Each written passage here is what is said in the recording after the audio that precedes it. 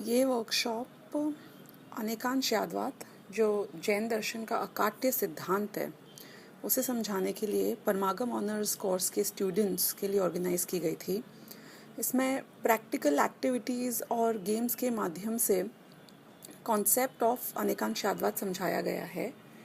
जो भी इस 48 मिनट्स की वर्कशॉप को थरली एक बार अटेंड कर लेगा, अनेकांशयादवाद का ऐसा कोई भी एस्पेक्ट नहीं है जो उसे समझ में ना आए। इसमें सबसे पहले हम एक टीम एक्टिविटी कराते हैं जिसमें कि हर टीम को एक शब्द दिया गया है और उनको ये गेस करना है कि वो शब्द किस चीज़ को डिनोट करता है। तो ये जो शब्द है वो एक क्लू है, हिंट है, और उससे पॉसिबल क्या क्या वस्तुएं बताई जा सकती हैं उसकी उनको लिस्ट बना के बताना है।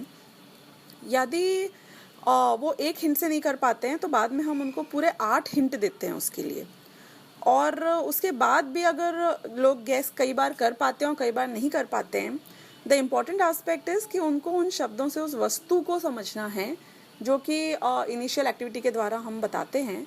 सो be ready for the workshop, get set, go. Thanks.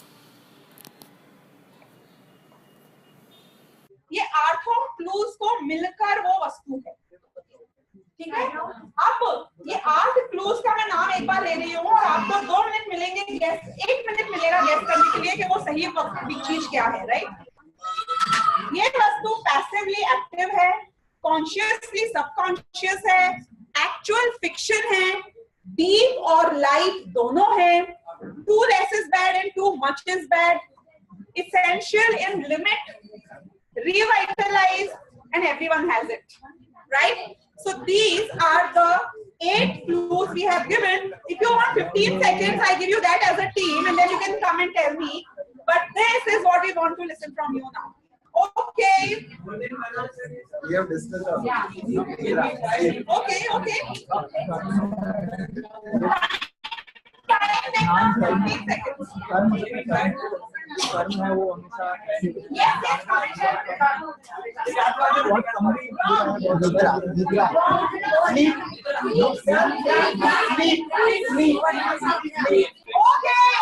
Okay. So a lot of you have guessed it right, and वो चीज है निद्रा। तो 2 टीम्स को सही जवाब मिला है और I hope you all also got it. It is निद्रा और sleep. यदि कोई ऐसे ग्रुप्स होते जो आपके जितने स्मार्ट नहीं होते तो मेरे पास 4-5 क्लूज और थे इसको देने के लिए। जैसे कि मैंने सोचा था कि मैं ये बताऊंगी कि 24 घंटे में एक बार आपको चाहिए ही चाहिए, आप उसके बिना जी नहीं सकते हो, आप खाने के बिना जी सकते हो लेकिन निद्रा के बिना नहीं जी सकते हो। और सबसे बड़ा क्लू जो मैं बता दूं तो कोई व्यक्ति नहीं होगा जिसे नहीं पता होगा, वो ये है कि सैप इंडिया का सीईओ रंजन दास उसके डिप्राइवेशन की वजह से मर गया था, राइट। हमने ये जो गेम खेला, ये गेम से आपने क्या सीखा, क्या एस्पेक्ट हमें समझना है कि हर वस्तु में कितने एस्पेक्ट्स हैं, कितने कैरेक्टरिस्टिक्स हैं, कितने अनेक गुण हैं और अनेक धर्म हैं। जो भी ऑपोजिट वर्ड्स थे, राइट, कॉन्शियसली सबकॉन्शियस, सुनने में लगता है कि कॉन्शियस अलग है और सबकॉन्शियस उसका ऑपोजिट है। कोई चीज भला कॉन्शियस और सबकॉन्शियस दोनों कैसे हो सकती है, लेकिन क्या कोई चीज ऐसी है जो दोनों हो? है, हमने अभी देखा और 2 टीम्स ने गैस भी किया। हमने देखा था कि कोई चीज है जो गहरी भी हो सकती है और हल्की भी हो सकती है, कोई चीज है जो ज्यादा भी अच्छी नहीं है, कम भी अच्छी नहीं है। तो जो सेट ऑफ वर्ड्स ऑपोजिट थे और वो ऑपोजिट सिर्फ प्रतीत होते हैं, क्यों? क्योंकि सच्चे में ऑपोजिट होते तो एक वस्तु में रहते कैसे, राइट? जहां रोशनी हो वहां अंधेरा नहीं होता है, जहां अंधेरा हो वहां रोशनी नहीं होती है। क्या ऐसे थे ये? जो जीव है वो अजीब नहीं होता है, जो अजीब है वो जीव नहीं होता है, क्या ऐसे थे ये?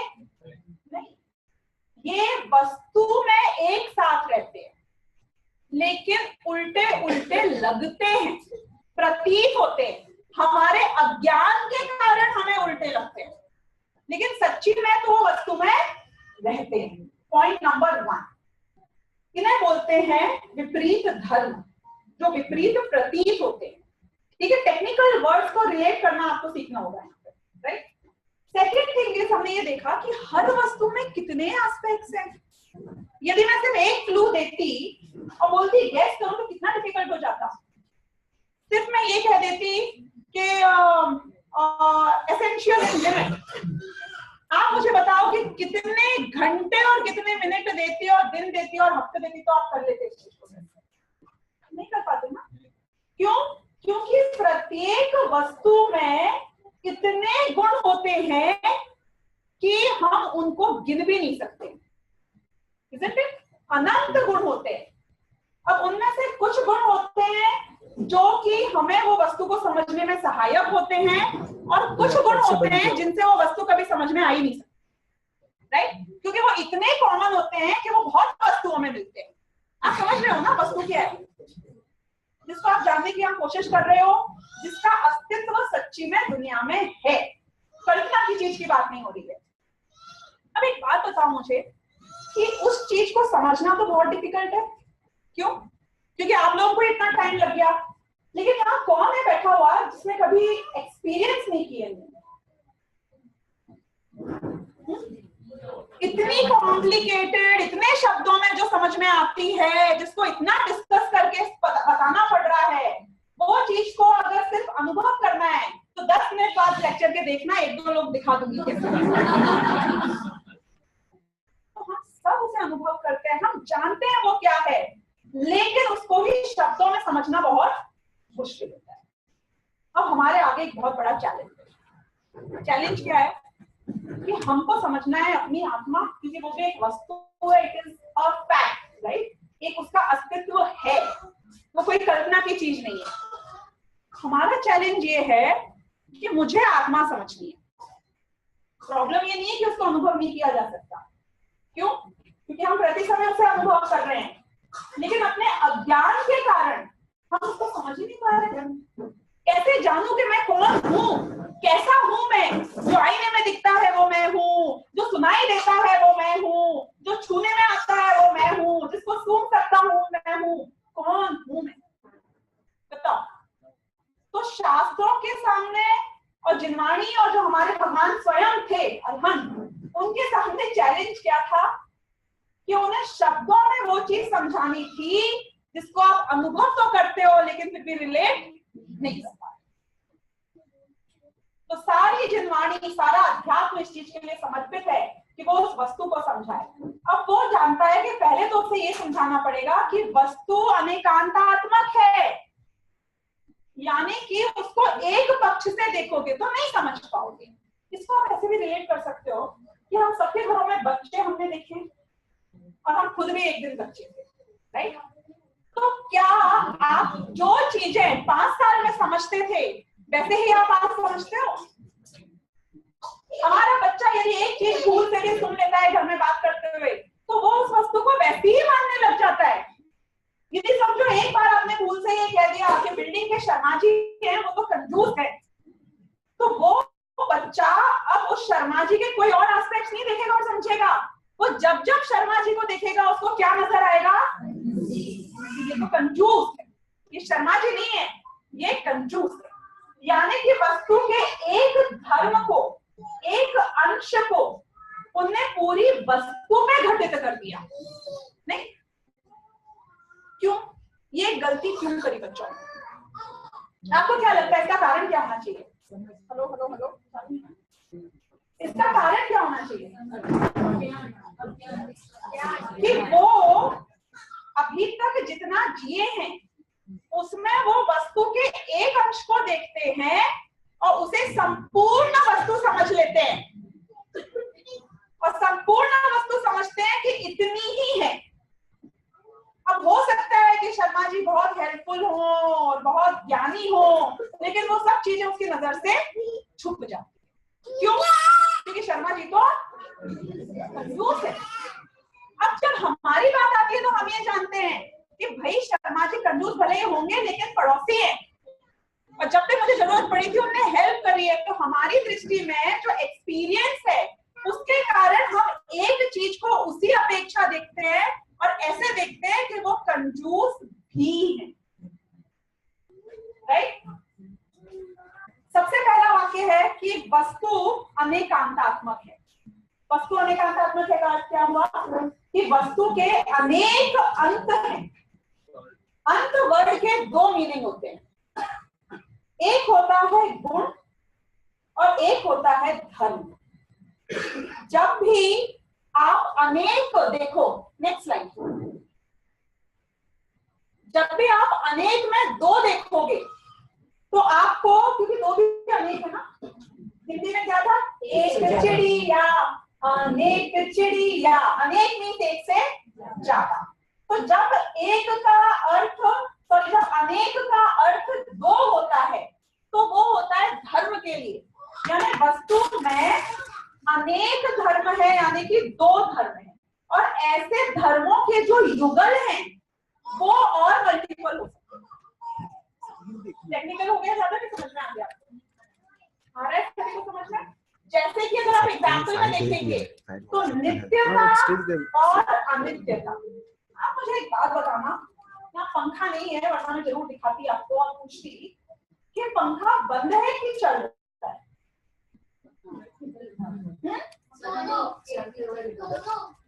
कोई चीज चलते हुए भी रुकी हुई कैसे और रुकी हुई होते हुए भी चल कैसे रही, बताओ जरा। तो कितने किलोमीटर आगे निकल गया? तो यू गॉट द पॉइंट कि वो चलना और रुकना की यदि अपेक्षा बता दी जाए तो उसमें कोई भी विरोध नहीं है।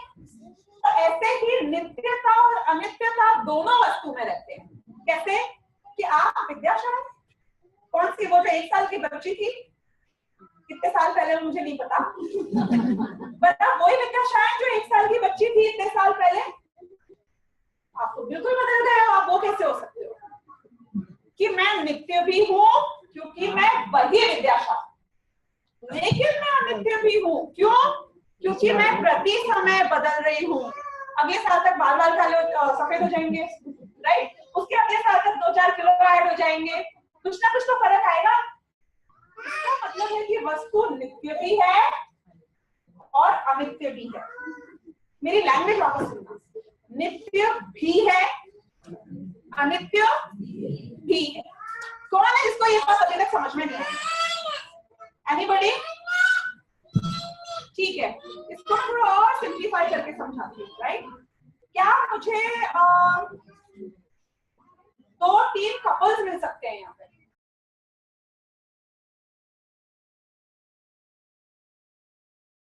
यस। पहला वाला इसमें जो है जिसमें ही लिखा है, तो उसमें जैसे मैं इसका डेट ऑफ बर्थ बोलूंगा कि 15 में ही है इसका, ओके, इसका बर्थ से यही है, ठीक है। या ये फिर हम लोग एमपी है तो एमपी की कमिंग प्लेस की ही है, ओके, ठीक है। और भी में ऐसा बोलूंगा लंबी भी है और सुंदर भी है। मतलब आज रात को झगड़ा होने वाला है। ओके, ठीक है, good, thank you. Next.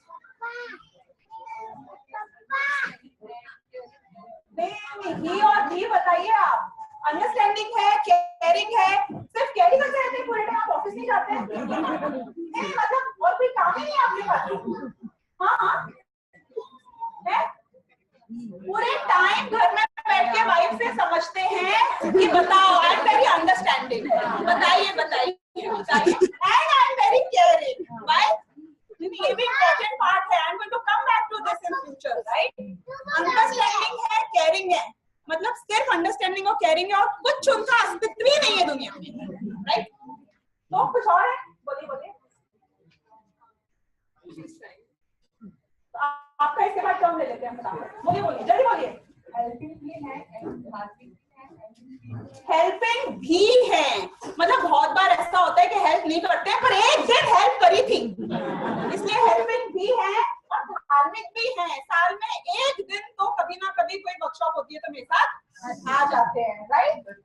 Okay, और कुछ लिखा है? Okay, thank you. इनको एक सेकंड दे देते हैं, इनको जाना है, आप तो आगे आ जाइए। मेरे ही है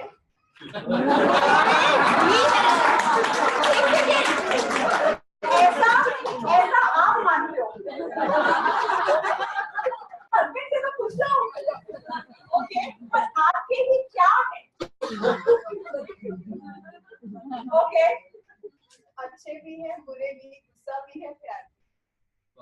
ओके, अच्छे भी हैं, बुरे भी, गुस्सा भी है, प्यार भी, बहुत सेफ चलते हैं। इतने वस्तु के विरोधी दिखने वाले धर्मों को बहुत अच्छे से समझ लिया। Thank you. ओके, हिम्मत है, हिम्मत है, हिम्मत है, कितनी हिम्मत वाली है, कितनी हिम्मत वाली है, मतलब पिटाई होती है? नहीं नहीं, मैं समझ नहीं पा रही हूँ कि हिम्मत किस चीज में है। ट्रेन को रोक लेती है, हिम्मत है, हिम्मत है, that's it। तो वो लेडी नहीं है, वो हिम्मत है ना? और क्या था सेकंड?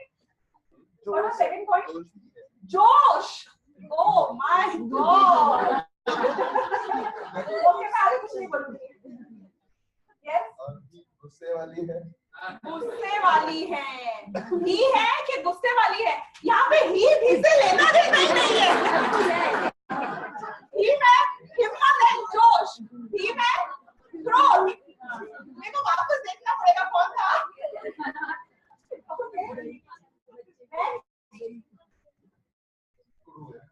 अकड़ू है। ओह माय गॉड, एक सेकंड, अकड़ू ही है या अकड़ू भी है? अकड़ू भी है, पक्का पक्का। तो आपने भी क्यों नहीं लिखा? पहली बार आदमी सही लिखता है। Okay, thank you. Okay, next, last, sorry, last. हम सुनेंगे यहाँ पे क्या लिखा गया है। Aaradhya, you should speak for them. Okay, then will give it the mic. Okay, yes. Saurabh ही है और जीव ही है। अच्छा, मेरे हस्बैंड सौरभ ही है और जीव ही है। ओके, मेरे हस्बैंड धार्मिक भी है, केयरिंग भी है। ओके, धार्मिक भी है, केयरिंग भी है। ठीक है, थैंक यू। ज्यादा बोल करने का अपॉर्चुनिटी नहीं दिया। यस, सब आसे मैंने भी कुछ सेंटेंस ही शिल्पी, तो शी इज ओनली शिल्पी ही है। शिल्पी ही है। वाह, दोनों के मन क्या मिलते हैं। हाँ, और शिल्पी ही है एंड जीव है आत्मा। ओ माय गॉड, वहाँ जीव यहाँ आत्मा, मतलब स्त्रीलिंग पुल्लिंग का ध्यान रखा है। Okay, and for he she is engineer at the centre, she is a housewife also. Engineer भी है, हाउसवाइफ भी है। ओके, मदर भी है, वाइफ भी है। मदर भी है, वाइफ भी है। Very good, thank you. आप लोग बहुत क्लीन निकलते हैं। इनको मार्क्स दें। हाँ जी, किसको मार्क्स देना चाहिए सब में से जिसमें अपॉर्चुनिटी ज्यादा मिली समझने की आगे जाके? कोई अपॉर्चुनिटी नहीं मिली समझने की।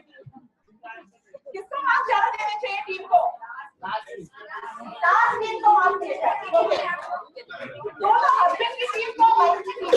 अब हम सुनेंगे यूएस सिंगापुर वालों ने क्या लिखा है। हाँ जी,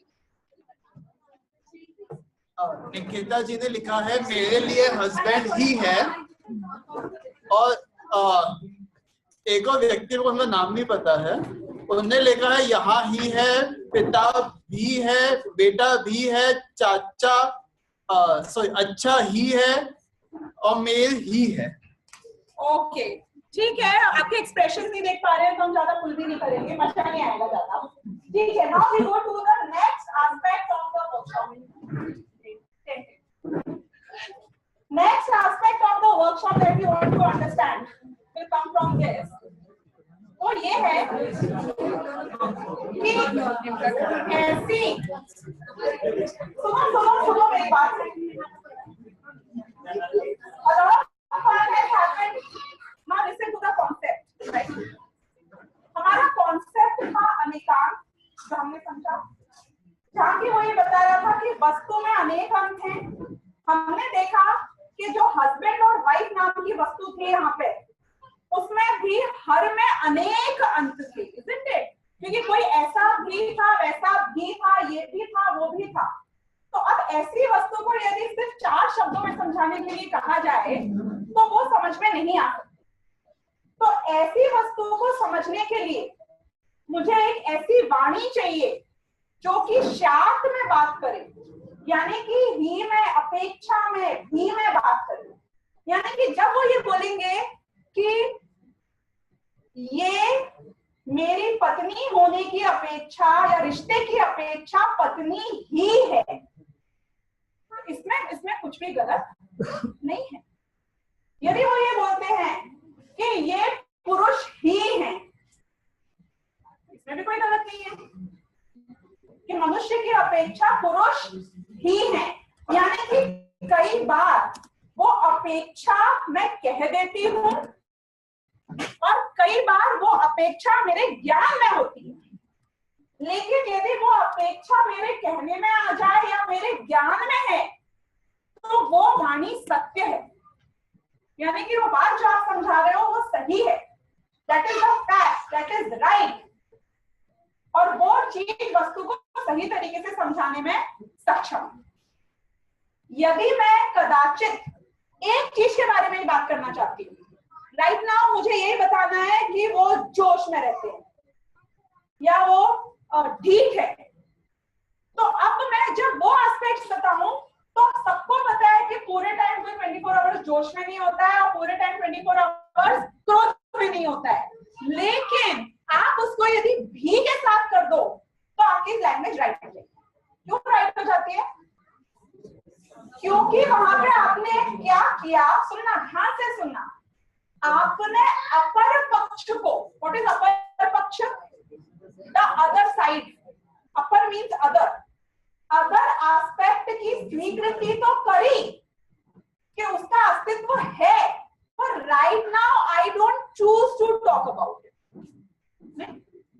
अभी मुझे यही एस्पेक्ट बताना है, अभी मुझे नहीं बताना है कि उसमें कितनी ममता है, मुझे बताना है कि उसमें क्रोध है, या तो बताने की मुझे आवश्यकता प्रतीत नहीं हो रही है, या मुझे इस वक्त उसके ऊपर जोर नहीं देना है। कोई भी बात हो सकती है, लेकिन राइट नाउ जब मैं भी का प्रयोग करता हूं तो मैं अपर पक्ष के बारे में गौण रहता हूं, शांत रहता हूं, बोलता नहीं हूं, साइलेंट रहता हूं, लेकिन जो बताना चाह रहा हूं उसको ही खाली कहता हूं विद अ वर्ड कॉल्ड भी,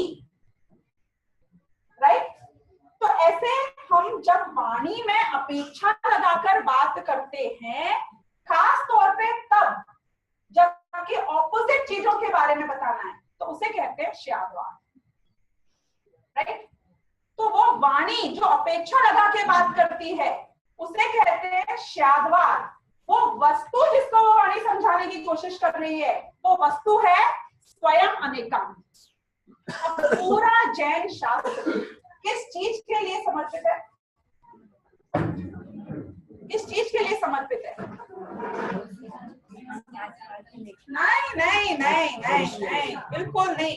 आपकी पूरी लाइफ गाड़ी खरीदने के लिए समर्पित है, ऐसी बात कर रहे हो। जो साधन है उसको आपने साध्य बना लिया कि मेरी पूरा अध्यात्म, और अध्यात्म पढ़ने के पीछे मेरा पूरा तात्पर्य सिर्फ एक है, वो है सुख की प्राप्ति।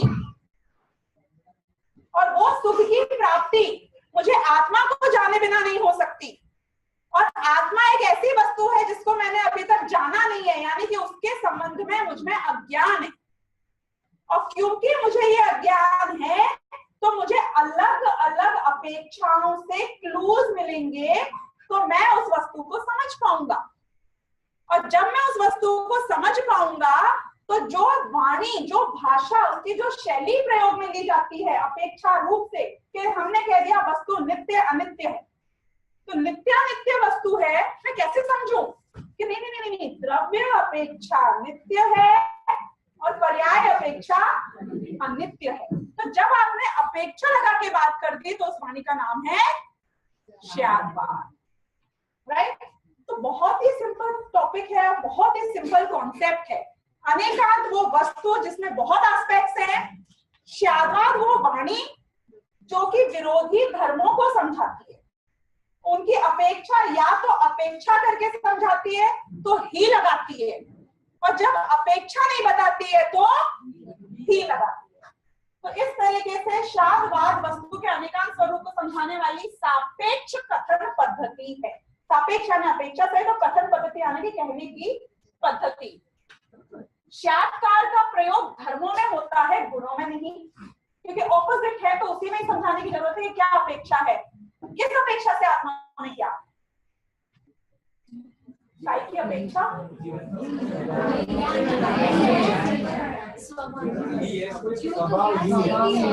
कि जो उसमें ऑप्शन कहाँ है, ज्ञान ही है, राइट।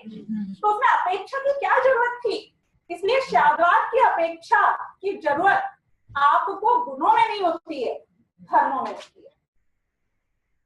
विवक्षित धर्म में इसलिए वहां से समझा रही हूँ ताकि आप इस स्लाइड को जब बाद में रेफर करो तो वो वर्ड्स का मीनिंग भी समझो, बाकी कॉन्सेप्ट मैंने समझा दिया है। शात पद यानी कि शात, ये संस्कृत में शात एक वर्ड होता है, जैसे कि हम बोलते हैं ना कि ऐसा भी होगा, यानी कि अपर पक्ष भी है, तो शात वर्ड ये बताता है। तो शात पद यानी कि ये वर्ड ये अविवक्षित धर्मों को गौण करता है। अविवक्षित यानी कि जिसके बारे में अभी चर्चा नहीं हो रही है उनको गौण करता है, यानी कि साइलेंट रहता है, अभाव नहीं करता, और उसके प्रयोग बिना अभाव का भ्रम उत्पन्न हो सकता है। क्यों? क्योंकि हमने तो क्या बोल दिया, क्रोधी है, क्रोधी भी नहीं बोला, तो मुझे तो भ्रम हो गया ना कि वो तो सिर्फ, right, so that is the problem। अब एग्जाम्पल जो मैंने एक और दिया है, कोई बोले India is a poor country, Mumbai में बस गरीब है, जब बोल दिया मुंबई में गरीब है तो इट्स अ रॉन्ग रिप्रेजेंटेशन। क्यों? गरीब भी है क्योंकि अमीर भी रहते हैं, राइट। तो भ्रम हो सकता है जो कि हमें नहीं करना चाहिए। दूसरी बात हम बहुत इंपॉर्टेंट है, मुख्यता और गौणता, ये वस्तु में है क्या? कोई वस्तु डिटरमाइन करती है कि what is the more important aspect of the वस्तु? तो कहाँ है ये दो जगह, या तो हमारी वाणी में, कथन में है, या फिर जब मैं उस वस्तु को समझने की कोशिश कर रहा हूं और एक एक अपेक्षा से समझ के पजल पीसेस की तरह उसमें पहुंचता हूं, तो एक एक अपेक्षा को समझते वक्त उसमें ये भेद हो सकते हैं, पर वस्तु में तो वो इक्वली वैसे ही रहते हैं, राइट। तो इस तरीके से ये सब वस्तु में एक ही तरीके से रहते हैं।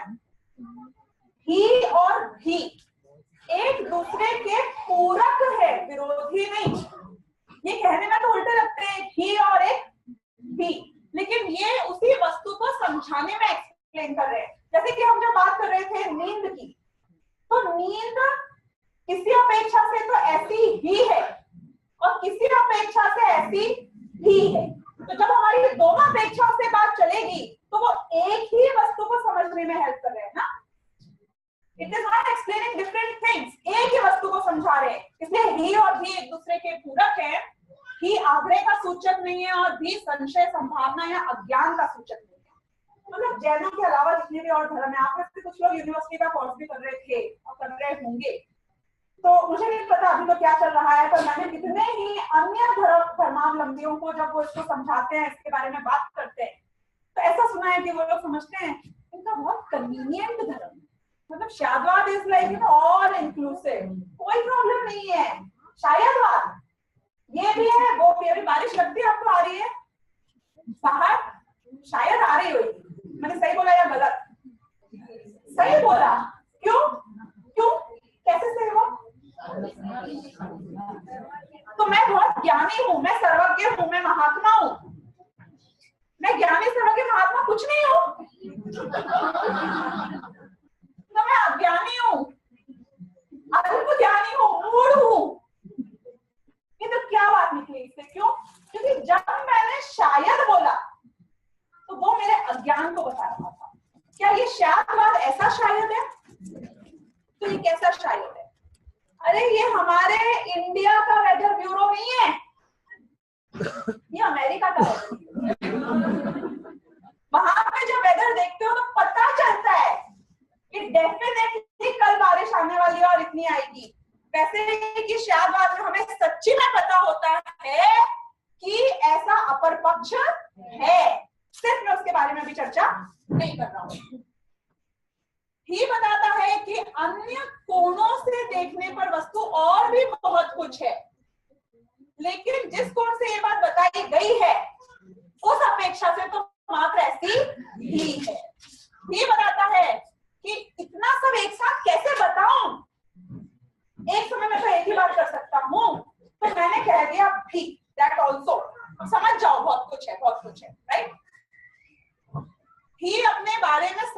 अपेक्षाओं का अभाव करके दृढ़ता प्रदान करता है, राइट? यानी कि डाउट नहीं है इस अपेक्षा से इस वस्तु में, लेकिन भी दूसरे की निश्चयात्मक डेफिनेट मौन स्वीकृति है कि that's okay, I know the other things are there. ही अंश के बारे में कहा गया है वो पूर्णतः सत्य है, क्योंकि उस दृष्टि से वस्तु वैसी ही है। और भी बोलता है कि जो अंश के लिए कहा जा रहा है उसको पूरे के बारे में मत जान लेना, वरना वो बच्चे की तरह अज्ञान हो जाएगा, राइट? तो सम्यक एकांत और सम्यक अनेकांत, ये मेरा नेक्स्ट टॉपिक है जिसके बाद हम समझेंगे। आपको पता है अनेकांत भी मिथ्या होता है? सुना है किसी ने यहाँ पे? अनेकांत तो हमेशा राइट ही होना चाहिए ना, अनेकांत तो सही ही होता है ना।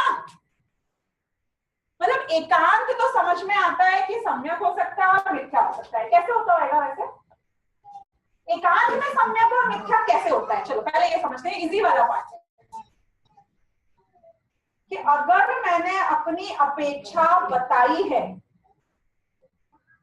और वो अपेक्षा को मैं जानता हूं कि अन्य अपेक्षा भी है, तो वो सम्यक एकांत है, राइट? जैसे कि यदि मैंने बताया कि द्रव्य की अपेक्षा द्रव्य नित्य है, तो ये सम्यक एकांत है कि सम्यक अनेकांत है? मैं आपको एक और बात बताती हूँ। मैंने कहा कि द्रव्य की अपेक्षा द्रव्य नित्य है, तो सम्यक एकांत। और यदि अन्य धर्मी आके यहाँ पे कहता है कि ये द्रव्य नित्य है, तो वो मिथ्या एकांत। अब बोलो, आपका खून खून, हमारा खून पानी। स्टेज पे खड़े होके जो बोल दोगे सही निकल आएगा क्या? क्या लगता है आपको? मैंने बोला सम्यक एकांत, उसने बोला मिथ्या एकांत। और वो यदि द्रव्य अपेक्षा कह दे तो भी वो मिथ्या एकांत। अब बोलो, देखो जैनी कहते हैं कि हमारे भगवान जब पूर्ण वितरागी हो जाते हैं तो सर्वज्ञ हो जाते हैं। अजैनी भी कहते हैं कि उनके भगवान सर्वज्ञ है और वितरागी है। अब बोलो कि मेरा जो कथन है वो सही है और उनका कथन भी सही है कि फर्क है? क्या फर्क है? इतनी गहराई में नहीं गई हूं मैं।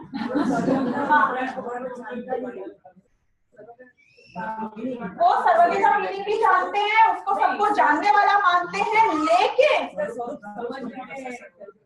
उसके स्वरूप को जानते हुए भी यदि उनको किसी और दिन पकड़ोगे कोई और कथन करते हुए, तो वो कहानी में आपको ये बात बता देंगे कि उन्हें ये वरदान दे दिया और उसने मिसयूज कर लिया, तो बाद में वो घबरा गए कि अब मैं क्या करूं। तो इसलिए फिर वो जाके उनको वेश धारण करके उसको अपने सिर के ऊपर हाथ रखवा के भस्मासुर की स्टोरी बता दी। अरे सर्वज्ञ थे तो वरदान देते वक्त तुमको इतना नहीं पता था कि क्या होने वाला है आगे जाके? अब फंस गए, वरदान देके फंस गए। किसी ऋषि मुनि को वरदान देने के बाद में आपको नित्यांगना भेजनी पड़ी उनको रिझाने के लिए। यानी कि वो अगर कोई अपेक्षा बताते हैं तो भी वो अपेक्षा की समझ यदि सही नहीं है तो प्रॉब्लम। आपको पता है जब हमारे घर में जो भी डिस्कशन होते हैं कुछ भी, जैसे यदि किसी से मैं बोल दूंगी कि आज मुझे लग रहा है कि ये वेदर थोड़ा ल्यूकवार्म है, मेरी बेटी को ल्यूकवार्म का पता नहीं कितना शब्द का अर्थ समझ में आता है और मेरी क्या अपेक्षा समझ में आ रही है, लेकिन अगले 2 घंटे में मुझे सुनाई दे जाता है घर में कि वो बोल रही होती है किसी से, यू नो आज वेदर बहुत ल्यूकवार्म है। अब मुझे बताना कि जो मैंने बोला वो सम्यक एकांत था, उसने भी वही बोला, बात तो वही बोली, अपेक्षा भी वही कही, लेकिन वो मिथ्या एकांत। क्योंकि अगर वो अपेक्षा की सही समझ हो अन्य सभी अपेक्षाओं को समझने के बाद, तो वो सम्यक एकांत, राइट? अब सम्यक एकांत समझ में आ गया, मिथ्या एकांत समझ में आ गया। व्हाट अबाउट सम्यक अनेकांत एंड मिथ्या अनेकांत?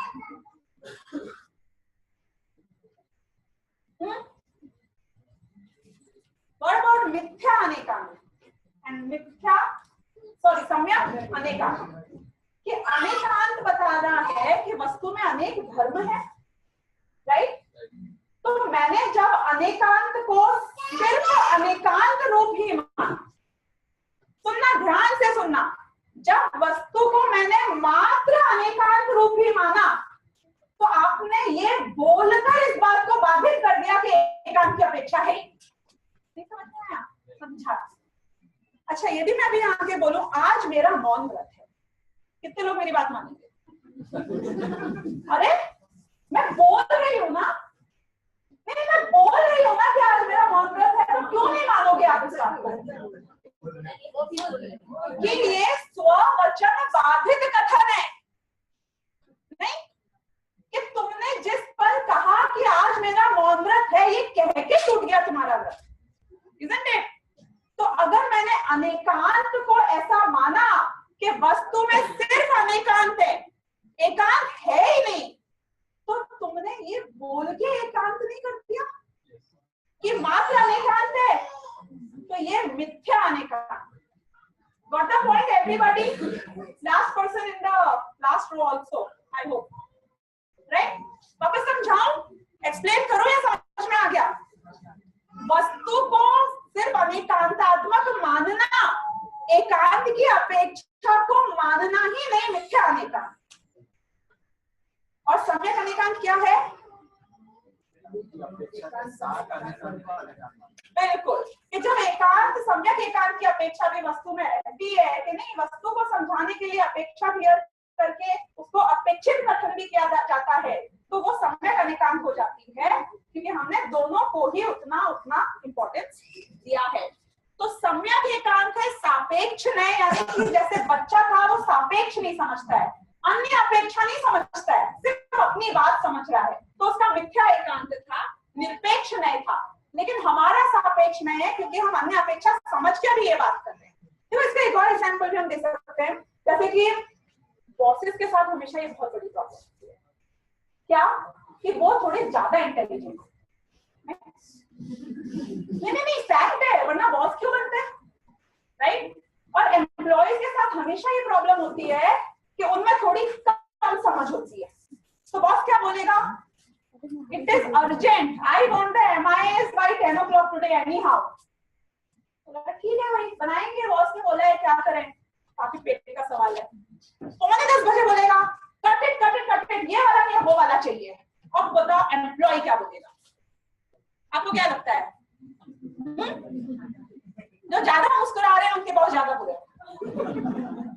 अब मुझे ये बताओ आप कि बॉस सही है कि गलत? Boss is always right. Why boss is always right? क्योंकि वो सम्यक एकांत से बोलता है और तू मिथ्या एकांत से समझता है, इसलिए तेरे को उससे शिकायत होती है। अब मुझे बताओ कि अनेकांशवाद सिर्फ आत्मा को समझने के लिए समझना है कि अपने बॉस को समझने के लिए, अपने बच्चों को समझने के लिए, अपने माँ बाप को समझने के लिए, अपने पति पत्नी अपनी सास को समझने, अपनी ननद को समझने के लिए, अपनी भाभी को समझने के लिए, दुनिया में कोई भी चीज को समझने के लिए अगर अपेक्षा नहीं समझोगे तो दुनिया में हर चीज गलत है, और यदि अपेक्षा समझोगे तो everybody is right from their own right. देखो एक और था, चलो बताती हूँ, उसके बाद बताती, ये समझ लेते हैं पहले हम। सापेक्ष नयों का समूह ये है सम्यक अनेकांत, यानी कि वो सारे नए जो अपनी अपनी अपेक्षाएं समझ रहे हैं उन सबको मिला के जब बात होती है तो वो अनेकांत होता है, इसलिए वो सर्वांशग्राही प्रमाण है। ये बहुत इंपॉर्टेंट बात है। आप समझते हैं प्रमाण क्या होता है? मैं बताती हूँ प्रमाण क्या होता है।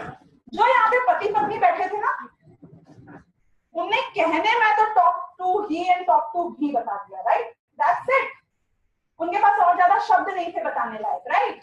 अब मैं समझो एक पति पत्नी से और 2 क्वेश्चन पूछूंगी और आप ये प्रमाण समझ जाओगे क्या होता है, राइट? कोई भी वॉलंटियर करना चाहेगा? बहुत सिंपल, सिर्फ यस नो क्वेश्चन है, ज्यादा कुछ नहीं, ओनली यस नो क्वेश्चन है, और आपको 2 सेकंड में इमीडिएटली यस या no. Okay, you have stood up, right? Can we clap for you? I have a question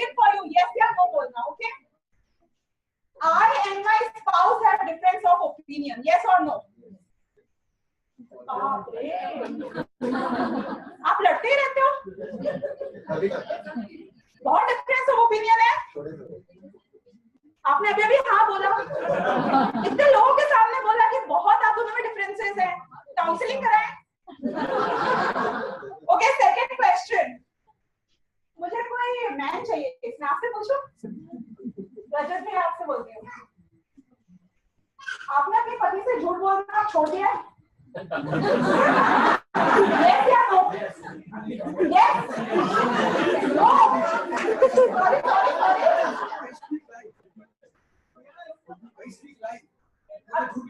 मतलब अभी नहीं छोड़ा है, मतलब झूठ बोलना नहीं छोड़ा है। आप अकेले आए हो क्या? नहीं, मुझे आपकी वाइफ दिख नहीं रही इसलिए पूछ रही हूँ, क्या है? अच्छा है। ओह माय गॉड, हिम्मत वाला आपने किसको बोला था इसको बोलना चाहिए। मैं आपको ये बताने की कोशिश कर रही हूँ यहाँ पर कि जब हम कोई शब्द कहते हैं तब हमने सिर्फ उतना सा शब्द कहा, जैसे हमने बोला we have difference of opinion, yes, I have not stopped lying yet, yes, लेकिन जब उस वस्तु को हम जान रहे होते हैं, किस वस्तु की बात चल रही है? अभी जब मैंने क्वेश्चंस पूछे तो हस्बैंड वाइफ की बात चल रही है, राइट? तो आपने अपनी वाइफ या आपने अपने हस्बैंड के बारे में जो कहा, आप उन हस्बैंड को संपूर्ण रूप से जानते हो एक समय में, जैसे वो है, अच्छाई, बुराई, गुड, बैड, एवरीथिंग टुगेदर, राग, द्वेष, सब मिला मिलके, नहीं? यानी कि जो ज्ञान संपूर्ण सब अपेक्षाओं से होता है तो वो प्रमाण होता है। इस बात का प्रूफ क्या है? She is still married. नहीं, क्यों? क्योंकि ठीक है, इवन वो जो यहाँ आए थे जिनकी वाइफ क्रोधी थी, जोशीली थी और बाकी तो वर्ड्स क्या था मुझे वो चिढ़ देता था, अकड़ू थी और हिम्मत वाली थी, इतना सब होते हुए भी यदि आप अपने हस्बैंड या वाइफ के साथ रह रहे हो, इसका मतलब है कि आप उनको एक अपेक्षा से नहीं देखते हो पूरे टाइम, आप उनको प्रमाण रूप से देखते हो कि है, but she is a good mother, she cooks veg, takes care of me, etcetera etcetera etcetera. तो जब हर अपेक्षा से समझ के ज्ञान होता है तो उस ज्ञान का नाम प्रमाण होता है। और ऐसा जो सर्वांशग्राही होता है, यानी कि वस्तु के हर एस्पेक्ट को समझता है, पूर्ण रूप से अपने स्पाउस को समझता है, वो होता है सर्वांशग्राही। और हमारे जैसे जो लोग हैं यहाँ बैठे हुए, जो उस व्यक्ति के सिर्फ उन्हीं 4 अंशों को समझ रहे हैं जो बताए गए हैं, वो सर्वांशग्राही नहीं है। तो हम हैं अज्ञानी और वो व्यक्ति ने अपनी विषय वस्तु को ढंग से समझा, इसलिए है वो सर्वांशग्राही प्रमाण। Right? Understood the meaning of the word सर्वांशग्राही प्रमाण? ग्रेट। तो ये तो है सम्यक अनेकान, लेकिन यदि निरपेक्ष नहीं है, यानी कि कोई कहता है नित्य है, कोई कहता है अनित्य है, वही व्यक्ति कहता है नित्य और अनित्य है, वही बच्चा कभी अच्छा कहे कभी बुरा कहे, वही एम्प्लॉय अपने बॉस को इनेक्ट करने के लिए और अपनी बॉस पना दिखाने के लिए अपने एम्प्लॉय को बोले MIS बना, 15 मिनट पहले बोलूंगा मत बना, तो चलेगा? कि जब डेप्थ होती है तो सब चलता है, जब रीजन होते हैं, जब अपेक्षाएं होती हैं तो सब चलता है। तुम खाली खोखला काम करोगे तो तुम कहाँ टिक पाओगे? तो ऐसे ही मिथ्या अनेकांत जो होता है वो निरपेक्ष न्यायों का समूह होता है, उससे वस्तु पकड़ में नहीं आती है। तो ऐसे हमने अनेकांत में भी कैसे अनेकांत है ये बात को समझा है यहाँ पर।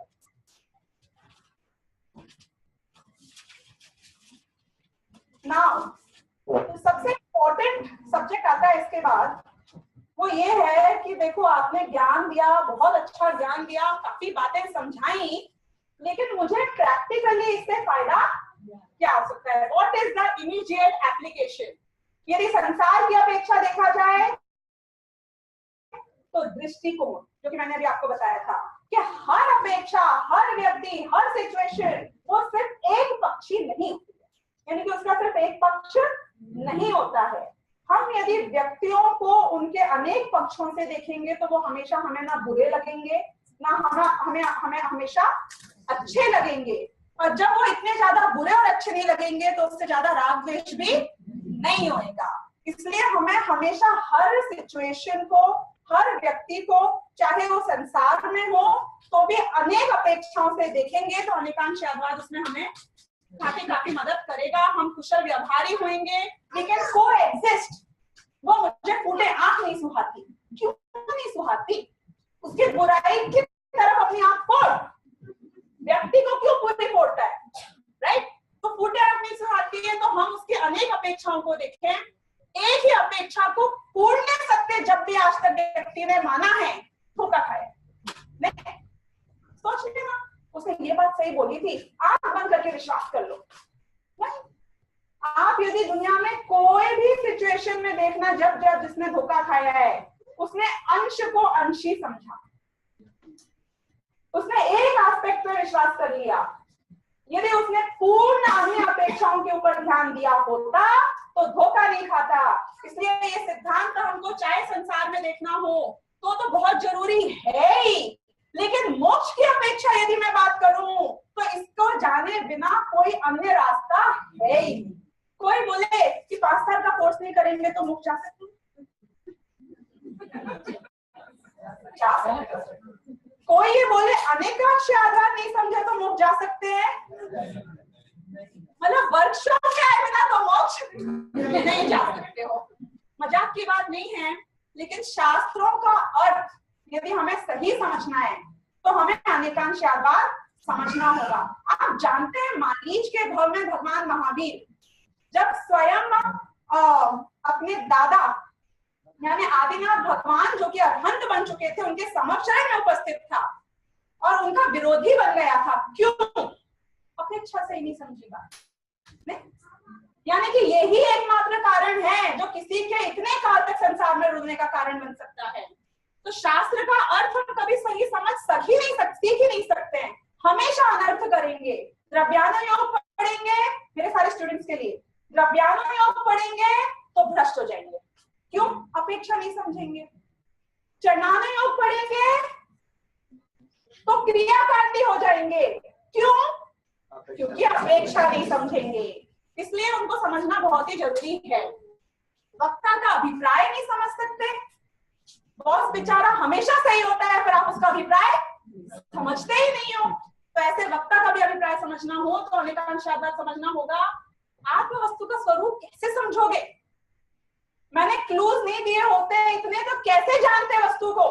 वो क्लूज दिए तो उसको एक एस्पेक्ट पे लगाया कि पूरी वस्तु पे लगाया? एक एस्पेक्ट पे लगाया ना आपने। तो ऐसे आत्म वस्तु को समझना है तो अनेकांश यादवाद समझे बिना आत्मा समझ में नहीं आएगा। निश्चय व्यवहार का संतुलन नहीं होगा, समय दर्शन मोक्ष की प्राप्ति नहीं हो सकती है। ऐसे मैंने आपको अनेकांश यादवाद का सिद्धांत समझाने की कोशिश करी है। यदि आप लोग इसको और भी जो पुस्तक आपको दी गई है परम भाव प्रकाशक नयन चक्र, उसका लास्ट 2nd चैप्टर है अनेकांश यादवाद के ऊपर, वो पुस्तक भी आप पढ़े। आपको आपके अध्यापक अपनी अपनी क्लास में वो विषय समझाएंगे डिटेल में। बात इतनी ही है जो समझाई है, सिर्फ शब्द उसमें और होंगे उस चीज को अलग अलग अपेक्षा समझाने के लिए, अलग अलग अपेक्षा समझाने के लिए। इसलिए हम अपेक्षाओं से वस्तु को समझना समझें। इसी बात के साथ अनेकांश यादवाद का वक्तव्य। Thank you.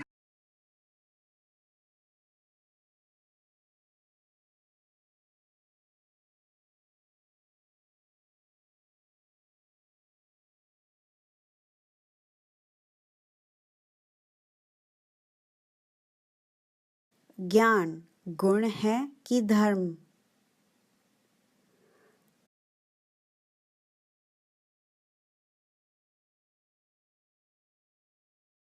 वस्तु के अनेक अंत स्याद्वाद है या नहीं?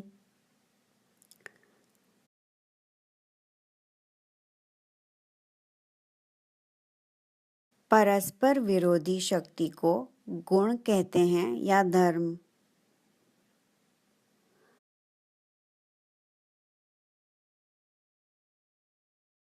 मुख्यता और गौणता वस्तु में है या वाणी में?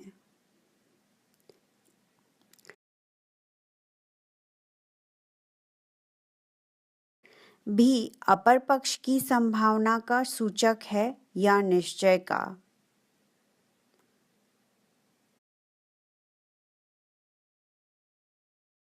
स्यात्कार का प्रयोग गुणों में होता है या धर्मों में?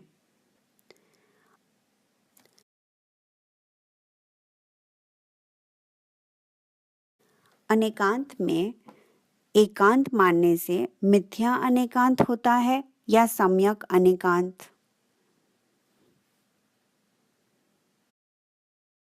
ही आग्रह का सूचक है या दृढ़ता का?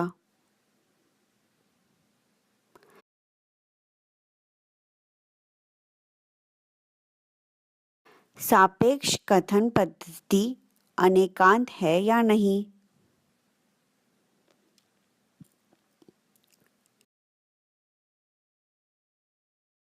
सुख आत्मा का गुण है या धर्म?